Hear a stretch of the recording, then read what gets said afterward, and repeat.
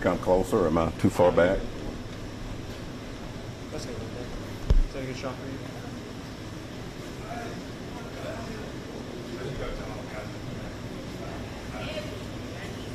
So we're good? Mm-hmm. Cool.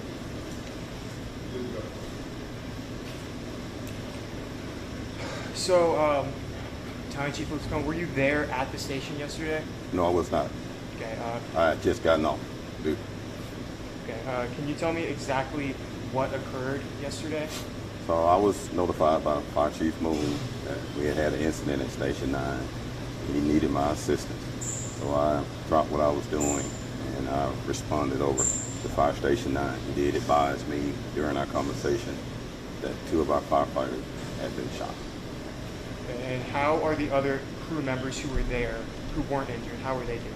At this time, everybody is still in a state of shock, trying to absorb this, trying to understand why this happened. But for the most part, everybody is doing as good as expected under the circumstances. Okay, glad to hear that.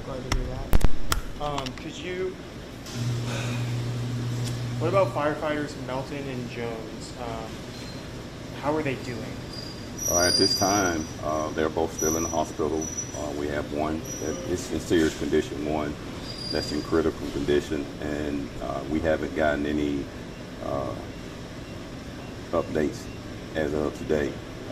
We are still waiting on more updates, which we will be going over to be with the family to kind of make sure we can console and comfort them and take care of their needs and their wants, and also check on the 2 personnel. Yes, sir.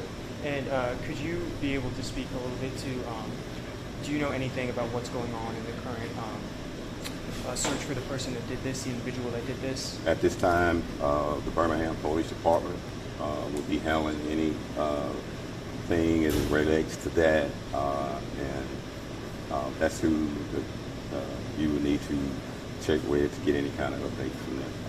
Okay, and as far as the fire station goes, are you aware of any cameras that you had on property that may assist in this search for this individual, that may assist the police department? We did have a camera, but I don't know, I don't have any other details as far as the police activity or the investigation as it relates to those cameras. And you spoke about the families of the firefighters earlier. I just kind of wanted to ask, obviously not a great situation, how are they doing? For the most part, they're being hanging on right now. We want to make sure that we keep these families along with our co-workers and this department in our thoughts and prayers. At this time of this is when our department really steps up, comes together, and we're going to have to lean on each other to make it through this. We got a long way ahead with this situation. Is there anything that the fire department or the police department is asking of the community right now? You mentioned thoughts and prayers. Just continue to pray for us. Continue to pray for us. Continue to support us. Being in public safety, you know, we're public service. We're here to serve our community that we serve, and the community is very good to us. The community is very receptive to us. We have a very good relationship with our community, and we want them to continue to support us as they normally do. And they have been very supportive since this incident happened. And can you speak anything to what the reaction was from you whenever you found out that this tragedy had happened? I was in shock. I was in shock that someone actually came on our property, came into our house, and hurt 2 of our family members. We're a very close-knit department. This is the brotherhood. This is the brotherhood. It doesn't matter what color you are, what church religion you are, what political affiliation you have, what rank you have. We are all a family. Those 2 guys are family. So, with the open nature of the fire departments in Birmingham, doors are typically open.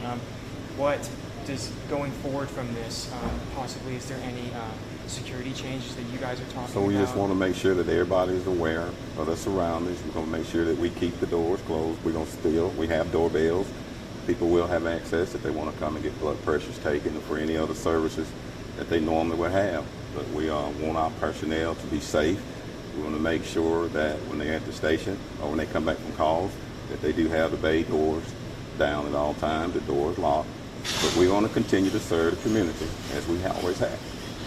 And with earlier you mentioned one of the firefighters moved into critical condition.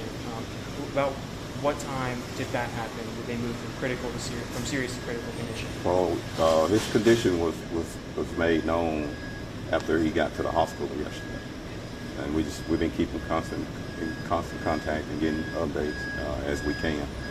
And you have no further details on that you would be able to share about the condition of these firefighters at this moment? Not right now. No.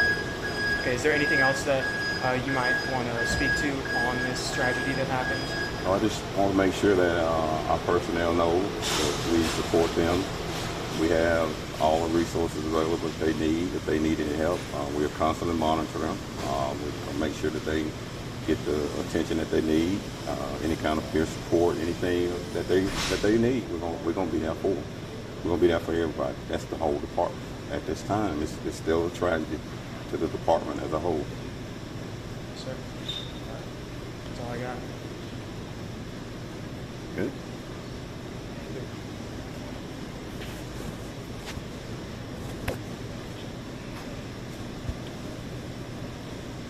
That's your call. I'll give you that.